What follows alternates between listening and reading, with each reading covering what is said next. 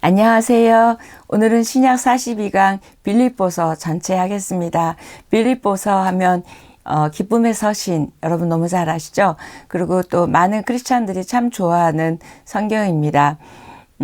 저는 이제 이 빌립보서라는 단어를 듣거나 빌립보서를 읽을 때 그런 생각이 들어요. 예수는 믿는데 기쁨이 없는. 그래서 하나님이 사도 바울을 통해서 우리에게 이 편지를 주지 않았나. 우리가 좋아는 하는데 기뻐하지는 않는 그런 생각이 드는 편지입니다. 이 땅에서 천국 시민으로 살아가는 법, 이 땅에서 하늘 시민으로 살아가는 법, 기쁨이라는 키워드를 주고 있습니다. 빌립보 교회는 어떻게 세워졌는지 여러분 아시죠? 사도행전의 16장에 보면 루디아라는 그 자주장사 집에 처음 들어가서 이제 복음이 전하여지고 유럽의 관문이 열게 됐죠. 사도 바울의 2차 선교 여행 때 세워진 교회입니다. 그리고 이 빌립보서는 그 세워진 이후 한 10년 후에 사도 바울이 로마 감옥에 있을 때 빌립보 교인들이 헌금을 모아가지고 그 에바브라를 통해서 보낸 거예요. 그러니까 빌립이 너무 감사하잖아요. 그래서 감사하다는 편지를 쓰면서 이제 보낸 편지입니다. 내가 감옥에 있지만 참 기뻐하라. 너무 말이 안 맞죠. 그런데 옥중서신, 에베소서, 빌립보서, 골로새서, 빌레몬서 이 네 개를 옥중서신이라고 하는데 특히 이 빌립보서는 그 옥중에서 기뻐하라고 이야기하고 있으니 옥중 밖에 있는 모든 사람들이 어찌 기뻐하지 않을 수 있겠어요. 그렇죠? 그런 내용의 편지입니다. 바울을 보면서 어떻게 항상 기뻐하는 삶을 살 수 있을까? 또 이렇게 기뻐할 수 있는 이유는 무엇인가? 우리하고 그 기쁨의 이유가 다른 거예요. 여러분은 기쁨의 이유, 기쁨의 근원이 무엇인지요? 한번 물어보십시오. 내가 언제 제일 기쁘고 또 언제 제일 기쁨을 빼앗기나? 그것과 바울은 쭉 읽어보시면 복음이 있기 때문에 복음을 받아들인 이후에 복음 안에 머물고 복음을 위해서 살아가다 보니까 너무 기쁘다는 거예요.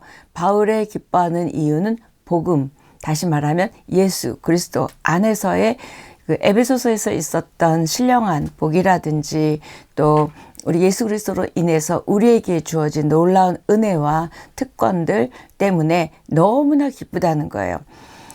복음이 주 안에 거하는, 그러니까 복음 안에 있고 그다음에 예수 그리스도 안에 있는 그 기쁨으로 인생의 모든 어려움을 이겨낼 수 있다. 그러면서 기뻐하라. 명령입니다. 부탁이 아니라 명령. 여러분 주님의 명령을 순종하면 축복인 건 아시죠?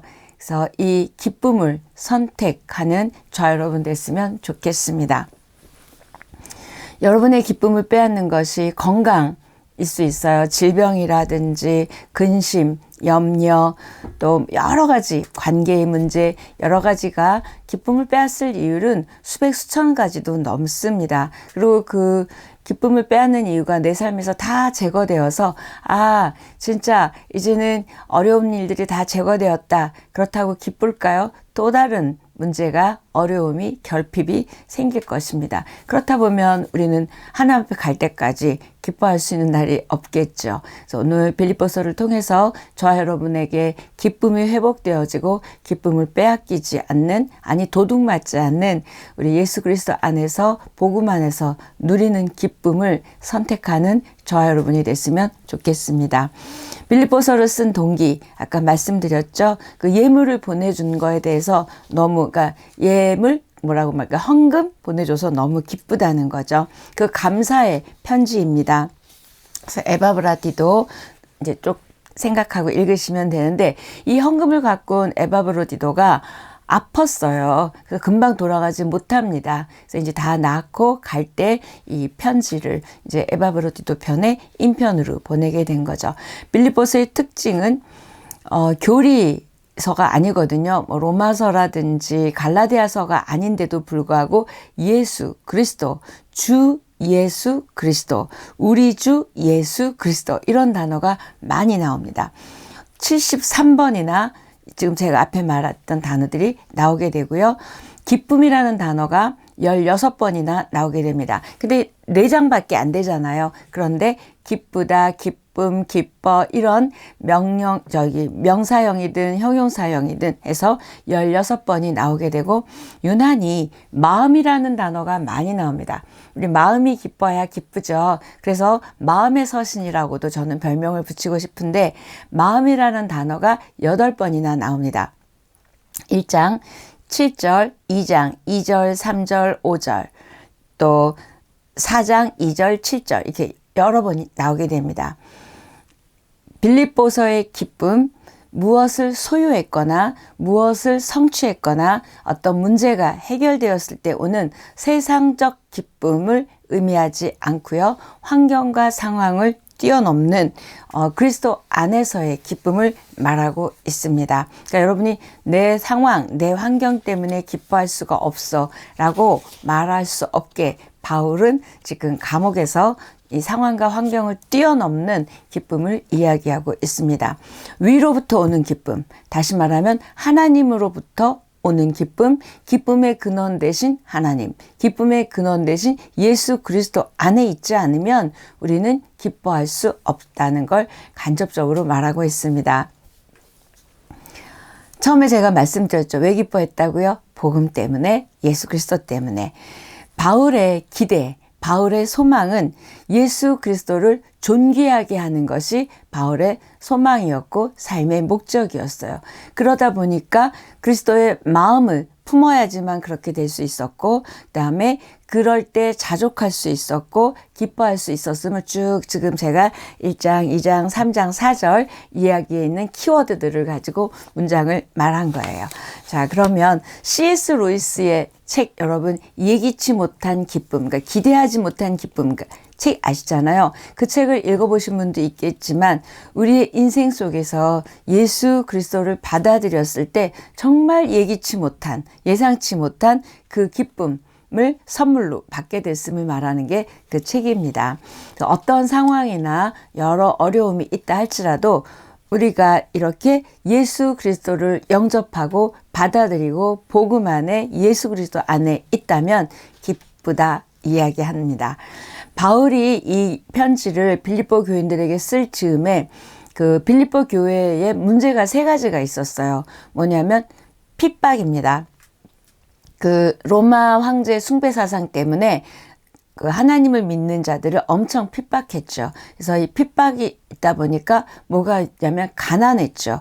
또 가난하고 핍박이 있고 그 안에 또 거짓 선생 들어와서 내부 분열도 있었습니다. 이 내부 분열이 있었다는 건 단어는 없지만 유오디아파, 순두개파 이렇게 서로 하나 되라 이야기하는 거 보면 뭔가 또 나뉘었었음을 보게 되고 그때의 빌립보 교회 상황입니다.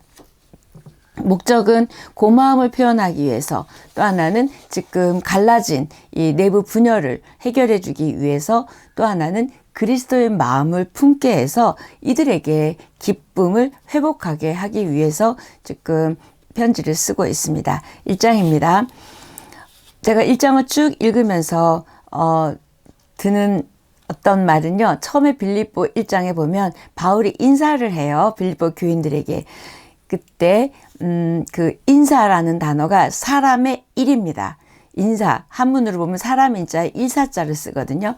인사, 사람의 일, 엄청 중요하다는 거죠. 그래서 우리가 인사만 잘해줘도 기쁨이 그 사람에게 줄 수 있어요. 그리고 또 우리가 뭐 자녀를 기르든 누구도 인사를 잘하는 사람이 되게 해야 된다는 거예요. 다른 사람 기분 좋게 할 뿐만 아니라 공동체 분위기도 부드럽게 해주고 상대방의 마음도 열게 합니다. 그래서 기쁨을 말할 때 저는 인사라는 단어를 먼저 말하고 싶고 이 인사는 사람의 일입니다. 저도 처음에 할 때 어떡하죠? 안녕하세요. 매일 만나는데 제가 그렇게 형식적으로 할까요? 진짜 여러분에게 인사하는 거죠. 그럴 때 우리가 이제 강의를 들을 마음도 열리고 또 평안하구나 이런 마음들 가질 수 있기 때문입니다. 인사 별것 아닌 것 같지만 여러분의 또 저의 영성이 드러나는 행동 중에 하나입니다. 성령 충만한데 기쁨 없고 인사하지 않는다면 영성 퀘스천입니다. 또 다른 사람을 얼마나 존중하는지, 말로는 존중한다 존중한다 하면서 인사 없다면 그것도 저는 아니라고 생각합니다. 인사 잘하는 우리였으면 좋겠습니다. 기쁨을 창조하는 인사의 비결 쭉 이제 읽어보시면 되고요. 저는 근데 사람을 보면서 어떻게 그렇게 기뻐하고 인사할 수 있을까 생각해 보면 내 눈으로 보면 안 돼요. 내 눈으로 보면 단점도 보일 수 있고 저 사람 왜 저래? 그럴 수도 있지만 하나님의 눈으로 보면 귀하지 않은 사람, 아름답지 않은 사람, 소중하지 않은 사람 없거든요. 그 하나님의 눈으로 보면 기쁘게 인사할 수 있고 기쁘게 웰컴할 수 있죠. 저 여러분도 이렇게 주님의 눈으로 사람을 보고 기뻐해주고 또 주님의 마음으로 사람을 보면 약점보다는 좋은 점, 장점이 보이게 됩니다. 그럴 땐 진짜 우리가 기뻐하면서 인사할 수 있겠죠. 도스토옙스키, 발음도 또 안 되네요. 이 도스토옙스키는 한 사람을 사랑하는 건 그 사람을 하나님의 의도하신 모습으로 보는 거래요. 지금 제가 하나님의 눈 얘기했잖아요. 그게 한 사람을 사랑하는 거래요. 여러분도 사람을 사랑하고 싶죠? 하나님의 눈으로 하나님이 이 사람을 보는 그 의도와 마음으로 보면 된다고 합니다. 3절부터 쭉 보면 기쁨은 관계에서 오는 걸 알 수 있어요. 그러면 어떻게 하면 우리가 이 관계의 기쁨을 누릴 수 있을까? 생각해주고 기도해주는 관계가 이 관계의 기쁨입니다. 6절에 보니까 너희 속에 착한 일을 시작하신 이가 그리스도 예수의 날까지 이루실 줄을 우리가 확신하노라. 이때 착한 일은 뭘까요? 선한 일이죠. 구원의 일입니다. 하나님의 그 구원을 하신 일이 목적하신 대로 또 의도하신 대로 이루어질 걸 위해서 우리가 확신하면서 기도해 주는 거죠. 그런 관계, 이때가 정말 우리가 서로 기뻐할 수 있는 거죠. 이런 사랑은 감정적인 사랑이 아니고요. 나한테 잘해줬다 못해줬다 그런 차원이 아니라 하나님의 뜻, 하나님의 마음으로 바라보고 하나님이 저 사람을 구원하시고 은혜 주시고 축복 주시고 성장시키시겠다는 그 하나님의 마음으로 볼 때만이 우리가 그렇게 착한 일을 시작하신 하나님의 그 6절 같은 고백으로 우리가 관계의 기쁨을 누릴 수가 있습니다. 더 많이 또 더 잘 사랑할 수 있는 것이 바로 이런 마음인 것 같습니다. 10절 보니까 너희로 지극히 선한 것을 분별하며 또 진실하여 허물 없이 그리스도의 날까지 이르고, 이때 보니까 선한 것을 분별하며, 밑줄 그어주십시오. 분별은 인생을 사는데 너무 중요하죠. 왜요? 선택이 달려있기 때문에 내가 어떻게 분별하느냐에 따라 선택이 달라지고 선택의 결과가 우리의 인생의 삶의 내용이잖아요. 그래서 선택은 굉장히 조심해야 되고 신중해야 되는데 그걸 바로 분별이라고 합니다. 분별력이 필요한 거는 왜 지금 여기에서 이야기를 하냐면 이 당시 가짜 선생이 있었잖아요. 짝퉁 복음, 짝퉁 은혜 또는 짝퉁 축복이죠. 이런 거에 우리가 속을 수 있습니다. 우리가 적어도 짝퉁 믿음이나 짝퉁 복음은 속지 않을 수 있지만 짝퉁 축복에 속으시면 안 돼요. 뭔가 돈, 또 뭔가 이렇게 이런 것이 진정한 축복이라고 생각하시면 안 된다는 거죠. 그렇기 때문에 우리 안에는 영적 분별력 뿐만이 아니라 삶의 분별력도 필요하죠. 11절에도 보니까 쭉 분별에 대한 이야기가 나오고 의의 열매를 위해서 기도합니다. 이 분별로 인하여 의의 열매, 그러니까 삶의 열매들이 있게 되는 거죠. 쭉 그 분별이라는 단어와 의의 열매를 단어를 가지고 읽어보시면 되겠습니다. 그렇다면 바울이 왜 의의 열매, 바울이 기도한 의의 열매가 무엇이었을까? 복음이 우리 안에 있잖아요. 그러면 그 믿음을 통해서 삶 가운데 드러나는 거죠. 이게 의의 열매입니다. 말로만이 아니라 실제로 삶 가운데 드러나는 거예요. 환경과 무관한 기쁨이 바로 의의 열매일 수 있다는 거예요. 말이 아니라 지금 내 삶이 어렵지만 예수 그리스도 안에서 기뻐할 수 있다면 그게 바로 의의 열매인 것을 삶으로 말한다는 거죠. 인간적인 관점으로 본다면 바울은 정말 최악의 상황에 있는 거죠. 그런데 이렇게 기뻐하고 또 기뻐하라고 얘기합니다.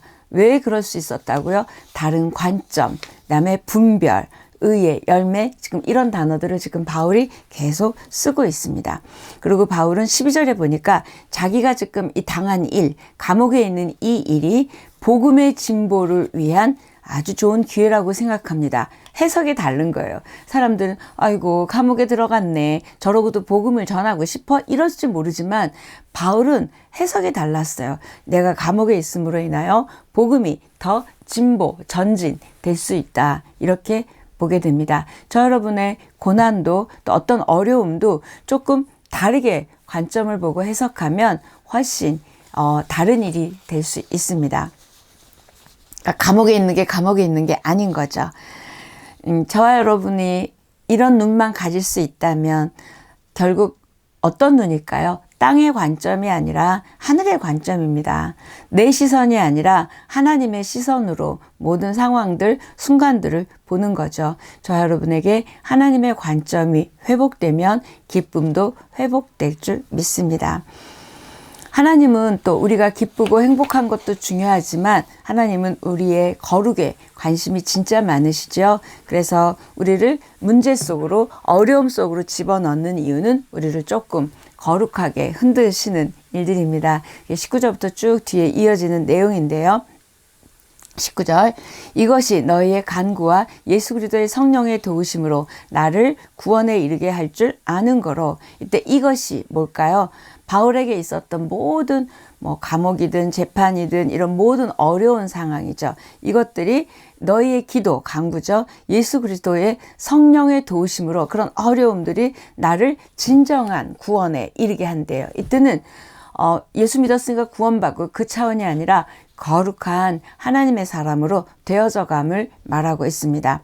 그러면서 21절, 내게 사는 것이 그리스도니 죽는 것도 유익하다 이야기하죠. 그 관점으로 보니까 어떤 상황도 다 유익하다는 거예요. 복음의 진보가 있든지 내가 거룩해지든지 하나님의 일들이 일어나든지 전부 다 어떻대요? 유익하다고 이야기합니다. 바울의 사는 목적 그리스도, 또 삶의 전부 그리스도였죠. 또 죽는 것도 유익하고 사는 것도 유익하대요. 죽는 건 왜 유익하냐면 내가 지금 하나님 앞에 갈 수 있고 복음을 이렇게 증명할 수 있어서 유익하고, 사는 건 왜 유익하다고요? 지금 빌립보 교회뿐만이 아니라 믿지 않는 사람들에게도 복음을 전할 수 있어서 유익하다. 그러니까 죽어도 유익하고 살아도 유익하다고 이야기합니다. 그래서 25절, 26절 쭉 결론이 그런 이야기로 이어집니다. 그러니까 어떤 상황에 처해도 기쁜 거예요. 어떤 상황에 처해도 하나님의 관점으로 하나님이 일하고 있는 이 시간들, 순간들, 일들이라고 생각합니다. 그러면서 27절, 복음에 합당하게 생활하라고 이야기하죠. 한 마음, 한 뜻으로 복음에 합당한 삶을 살아라 이야기하고 있습니다. 이때 두려워하는 그 단어가 나와요. 우리가 복음에 합당하게 살고 싶은데 이 두려움이 엄습하면 믿음을 빼앗기고 위축되는 이야기 제가 참 많이 했습니다. 근데 두려움은 어둠의 영이라고 그랬죠. 그래서 이 두려움 때문에 우리가 위축되고 이럴 때 복음에 합당하게 생활할 수 없음을 이야기합니다. 2장입니다. 2장에서는 하나님이 나를 어떻게 권면해 주셨고, 또 어떻게 사랑의 위로를 해 주셨고, 어떻게 성령의 교제를 해 주셨고, 어떻게 긍휼과 자비가 있으셨는지 우리가 경험했다면 그걸 가지고 그렇게 사람을 만나라는 이야기입니다. 다시 단어 제가 4개 드릴게요. 권면해 주고, 그다음에 사랑의 위로를 해 주고, 그다음에 성령의 교제, 긍휼과 자비. 어떻게 내가 하나님으로부터 받은 것, 또 경험한 것들로 그렇게 사람을 대해주라는 거죠. 이 2장에서 지금 이 얘기를 왜 하냐면 어떤 하나님 안에서의 그 공동체가 정말 서로 한 마음으로, 아까 한 마음 있었잖아요. 한 마음으로, 지금의 언어로 말하면 팀워크가 돼서 하나님의 공동체가 되기 위해서는 어떻게 해야 된다고요? 마음을 같이 하고 사랑을 하고 뜻을 합하여 한 마음 갖고, 그러면서 5절, 너희 안에 이 마음을 품으라 곧 그리스도 예수의 마음이니. 이 마음을 품어라 이 얘기는요, 예수의 마음을 이식하래요. 우리 심장 이식하죠. 그런 것처럼 예수님의 마음을 너의 마음에 이식하라고 이야기합니다. 예수님의 마음을 설명하기 위해서 바울은 뭘 얘기하냐면 성육신을 이야기합니다. 그분의 마음이 도대체 어땠길래 이렇게 이 땅에 오셔서 죽으셨고 이 모든 성육신의 일들이 일어날 수 있었을까? 그분의 마음을 품어라. 그러면서 성육신을 설명하는데요. 6절에 보니까 근본, 하나님의 본체시나. 이때 본체라는 단어는 영어로 보니까 폼이에요. 폼, 형태죠. 그래서 이 의미는 외적인 단어의 폼, 걸 말하는 게 아니라 하나님의 내적 특성입니다. 근본 하나님의 내적 특성이라는 표현이죠. 그래서 예수님과 하나님이 원래 하나셨다는 거예요. 한 분이셨다는 게 특성이라고 이야기하면서 7절 그런 한 하나님이셨는데 오히려 자기를 비워 종의 형체를 가지사 사람들과 같이 되셨고 종이 되셨다는 이야기죠. 그래서 성육신을 설명하는 구절을 8절 사람의 모양으로 나타나사 자기를 낮추시고 죽기까지 복종하셨으니 곧 십자가에 죽으심이라.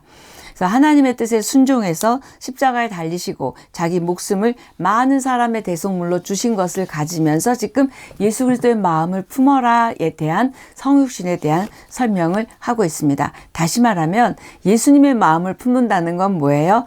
내 유익을 위해서 존재하는 것이 아니라 다른 사람의 유익을 위해서 희생할 수 있는 무언가 대가를 지불해 줄 수 있는 무언가 헌신하고 봉사하고 섬길 수 있는 그 마음이라는 거죠.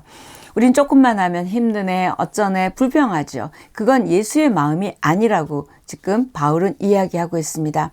그럼 예수의 마음을 품기 위해서는 우리는 어떻게 해야 되나? 쭉 이제 2장 읽어보면 당연히 우리는 구원받아야 되겠죠. 그래서 구원받아야 되는, 그러니까 성령이 구원받는다. 성령이 내 안에 오셔서 내 마음을 주장해 주시고 성령의 지배를 받을 때만이 우리가 그렇게 할 수 있지 우리도 본능이 있고 뭔가 있을 때는 쉽지 않은 거죠. 그래서 내 영이 내 육이 우리의 그 성령의 지배를 받을 때만이 본능을 넘어가는 그런 예수 그리스도의 마음 행동을 할 수 있다고 지금 바울은 이야기하고 있습니다. 그 다음 혼자서는 되지 않는다는 거예요. 공동체 안에 있을 때만이 우리가 그렇게 할 수 있고 그 다음에 그렇게 지내고 나면 하나님이 보상을 주신다. 이 이야기가 11절까지 쭉 이어집니다. 12절입니다. 두렵고 떨림으로 너희 구원을 이루라 그래요. 나 구원받은 거 아니야? 구원을 이루라니? 이때 이 말은 구원을 이루기 위해서 무언가를 하라는 뜻이 아니라 행위의 구원을 말하는 게 아니라 13절 보면 너희 안에서 행하시는 이는 하나님이시니 자기의 기쁘신 뜻을 위하여 너희에게 소원을 두고 행하게 하시나니. 그러니까 성령의 역사를 통해서 우리의 마음을 새롭게 해주시고 그다음에 우리의 어떤 의지나 계획 가운데 새롭게 해주시는 것들을 지금 주셨다면 그걸 이루어 가신다는 거예요. 우리는 어떤 내 소원이 있으면 그 소원을 우리 하나님이 이루어 주시겠다. 그렇게 인용하는 말씀이 아니고요. 성령의 역사를 통해서 내 본능으로는 생각할 수 없는 것들을 주셨고 할 때 그걸 이루시는 걸 행하시는 분은 하나님이시라고 바울은 이야기하고 있는 것을 지금 너희 구원을 이루라, 온전히 이루라고 이야기합니다. 그렇게 우리가 그런 일들을 하려면 14, 15절 모든 일을 원망과 시비가 없이 하라. 그러니까 그리고 쭉 나옵니다. 흠이 없고 순전하여 어그러지고 쭉 이야기 나오는데요. 이때 원망과 시비가 없게 하래요.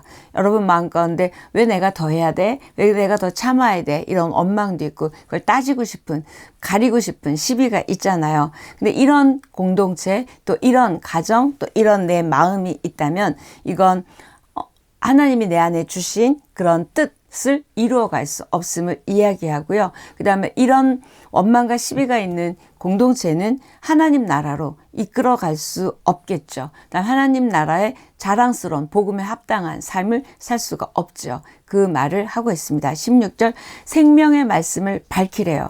우리가 생명의 말씀을 밝힌다는 건 말씀을 가르치고 이런 의미가 아니라 우리가 이런 아까 지금까지 바울이 말한 그런 삶을 살아가면 그 말씀을 그대로 증거해 준다는 거죠. 삶이 말씀을 말한다는 거예요. 진짜 그렇게 사네?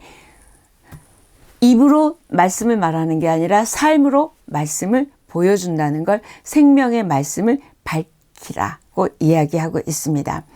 저 여러분의 삶이 생명의 말씀을 주고 생명의 말씀을 밝힐 수만 있다면 그게 바로 앞에 있었던 의의 열매를 맺는 거고 복음에 합당한 삶을 사는 삶이겠죠. 17절 만일 너희 믿음의 제물과 섬김 위에 내가 나를 전제로 드릴지라도 나는 기뻐하고 너희 무리와 함께 기뻐하리니.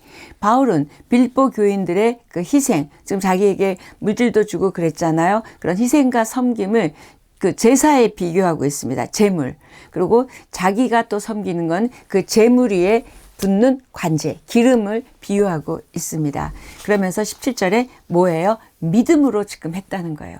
믿음으로 헌금도 했고 믿음으로 그걸 살고, 그러니까 믿음의 제물이라는 거예요. 우리의 삶이 바로 믿음의 제물입니다. 그래서 17절 믿음에 동그라미 딱 쳐주십시오. 3장입니다. 3장 1절 종말로 이렇게입니다. 종말로라는 뜻은 마지막으로 결론적으로 우리가 마무리할 때 그러죠. 제가 마지막으로 이렇게 하는 그게 종말로. 지금까지 기뻐하라는 단어는 나왔지만 기뻐하라고 이랬지만 지금 3장에 처음 나옵니다. 주 안에서 기뻐하라. 우리는 그냥 기뻐하라 어려운데 근데 지금 주 안에서라고 지금 이제 처음으로 3장에 나오고 있습니다. 주 안에서만이 기뻐할 수 있죠. 저와 여러분이 기쁨의 훈련도 해야 되고요. 기뻐하기로 결단도 해야 되고요. 기쁨을 선택해야 되는 건 맞습니다. 그런데 어떻게 주 안에서 있을 때만 된다는 거죠. 여기에 바로 기쁨의 비밀이 있습니다. 주님 안에서만 가능하죠. 그래서 3장 2절 보니까 율법주의자들의 그렇게 이제 하는 행동에 대해서 비판을 하면서 그들을 뭐라고 얘기하냐면 개들을 삼가고 행악하는 자들을 삼가고 손 할례당을 삼가라. 이건 누굴 말한다고요? 율법주의자들을 지금 개라고 표현하고 있습니다. 구원을 받기 위해서 할례를 받아야 한다고 이야기하는 사람들, 유대주의자들 지금 개 얘기합니다. 그리고 뭐로 여겼다고 지금 여긴다는 실제로는 그렇지 않은데 내가 그렇게 생각한다. 그래서 해로 여기고 배설물로 여기고 이렇게 내가 배설물로 생각한다. 그건 나에게 해롭다고 생각한다. 그렇게 얘기하고 있습니다. 그 다음에 쫓아간다, 기다린다 이런 단어로 지금 바울이 어떻게 지금 무엇을 추구하고 가는지를 말하고 있습니다. 4장입니다. 1절 주 안에 서라. 주 안에서 기뻐할 수 있는 사람은 주 안에 설 때만이 가능하다고 이야기하죠. 이게 바로 주 안에 서 있는 것이 기쁨의 삶을 사는 비결을 지금 방법을 말하고 있습니다. 결국 주 안에 서라. 그리고 유오디아 순두교 얘기하면서 너희도 같은 마음을 품으려면 주 안에 서라. 그다음에 관용을 베풀어라. 넓은 마음, 아량이 있죠. 그러면서 두 가지 이야기를 해요. 종말이 가까웠대요. 종말이 가까웠다. 개인적 종말도 있고 그 다음에 우리 주님 다시 오시는 종말도 있죠. 주님 다시 오시는데 뭐 용서 못할 게 있겠어요. 내가 오늘 죽는데 뭐 용서 못할 일이 있겠습니까? 그래서 너희 관용을 보여라 이야기합니다. 관용 덮는 거죠. 허물이나 약점을 덮어주는 겁니다. 나를 관용해 주셨던 우리 하나님 따라쟁이, 흉내쟁이 하는 것이 바로 관용입니다. 주께서 가까우심을 기억하고 우리가 웬만하면 너그럽게 허물이나 단점을 덮어줄 수 있는 넓은 마음이 됐으면 좋겠습니다. 자족이라는 단어가 나오죠. 우리는 자족 참 어렵습니다. 자족하려다가도 더 많이 가진 사람이 옆에 있으면 비교, 또 상실감 느끼게 되는데요. 이 자족은 마음이 나 됐어 이걸로 됐어 이래서 되는 게 아니라 내 삶의 기준, 기쁨의 기준, 소유의 기준이 예수 그리스도 안에 있을 때만이 가능할 수 있습니다. 그래서 일체의 비결을 배웠다 이야기하죠. 그러니까 어떤 환경 속에서도 내가 자족하는 법을, 감사하는 법을, 만족하는 법을 배웠다예요. 배우지 않으면 이건 가질 수가 없습니다. 그래서 이 자족할 수 있었던 바울의 비밀은 예수 그리스도 안에 서 있기 때문이고 그분 안에 있었기 때문에 자족이라는 단어가 나오죠. 빌립보서 전체가 우리에게 명령하는 것은 기뻐하라, 기뻐하라. 그런데 어떻게 해야 돼요? 기쁨을 회복해야 됩니다. 이게 4장 4절입니다. 그러기 위해서는 주 안에 서라입니다. 주 안에 서려면 그리스도의 마음을 품어야 되고요. 그다음에 생명의 말씀을 밝혀야 되고요. 또 삼가라는 건 조심하라는 거죠. 그런 내용들이 쭉 이어지고 있습니다. 저와 여러분이 예수 그리스도를 존귀하게 하는 것을 삶의 목적으로 삼고 있고, 그다음에 그리스도의 마음을 품기 원하고, 그다음에 그리스도의 아는 지식을 가장 중요하게 여기서 다른 건 다 배설물로 여기고, 그리스도 안에서 자족하고, 그다음에 모든 환경을 뛰어넘어서 기뻐할 수 있는 것, 이게 바로 빌립보서가 우리에게 바라는 것입니다. 한번 저는 빌립보서를 읽으면서 그런 생각했어요. 기뻐하는 것 좀 내려놓고 일단 원망하지 않는, 또 불평하지 않는 결단 좀 해봤으면 좋겠습니다. 그래서 불평 없이 살아보기, 원망 없이 살아보기, 염려를 기도로 살아보기, 이게 지금 제가 하는 말들이 전부 빌립보서의 내용들입니다. 저와 여러분의 기쁨, 성령의 열매이지요. 그래서 갈라디아서 할 때도 말씀드렸지만 여러분이 기쁨, 성령의 열매로 있을 때만이 가능합니다. 이 힘들고 어려운 시대에 저와 여러분에게 기쁨이 회복되어지고 주 안에 있기 때문에, 주 안에 섰기 때문에 자족하고 또 원망하지 않고 시비하지 않고 불평하지 않기 때문에 숨쉬는 순간마다 예수 그리스도 안에서 기뻐할 수 있는 저와 여러분이 되기를 축복합니다. 여러분 기뻐하십시오.